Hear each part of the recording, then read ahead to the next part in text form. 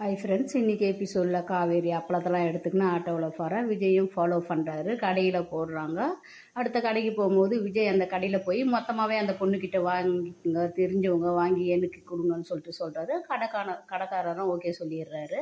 வீட்டில் வந்து சமைக்கிறாரு. சமைக்கும் போது சுடு தண்ணியை ஊற்றிக்கிறாரு. எல்லாம் ஓடி ஜன்னலாண்டி நின்று பார்க்குறாங்க. மாமியும் ஓடியாந்து பார்த்து, இப்படி கொதிக்கிற தண்ணியை கொட்டிக்கினியே, இவங்களாம் என்ன மனசாலி அடிவே நின்று பார்க்குறாங்களே, ஒரு உதவின்னு வரல, இப்படி இல்லாமல் லோகத்தில் இருப்பாங்கன்னு மாமி யோசிக்கிறாங்க. காவேரி போகிறவளை கூட இந்த சாரதம்மா தடுத்துடுறாங்க. இந்த சாரதம்மா வந்து வெறுப்பாயிடுவாங்க, அம்மா வெறுப்பாயிடுறாங்கன்றாங்களா. வெறுப்பு எப்படி வரும்? ஒரு பொம்பளைக்கு இவ்வளோ கோவம் இருக்கக்கூடாது.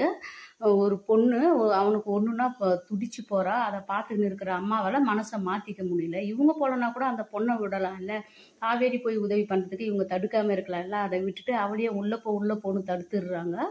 இவங்களுக்கு வந்து ஒரு வசதியான பையன், ஒரு எல்லா வசதிக்கு வாய்ப்போடு வாயிற ஒரு பையன் தன் பொண்ணுக்காக வந்து கஷ்டப்படுறான்னா அந்த அம்மா உணர மாட்டாங்களா?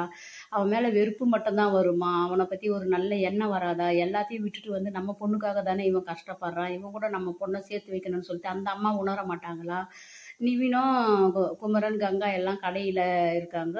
துணிலாம் இது பண்ணி அவருக்கு குமரனோட அழகாக சொல்கிறாரு, ஒரு கவுன் தைச்சு தரேன்னு சொல்லிட்டு. எந்த காலத்தில் இருக்கிறாரோ கவுன் தைக்கிறாராம்.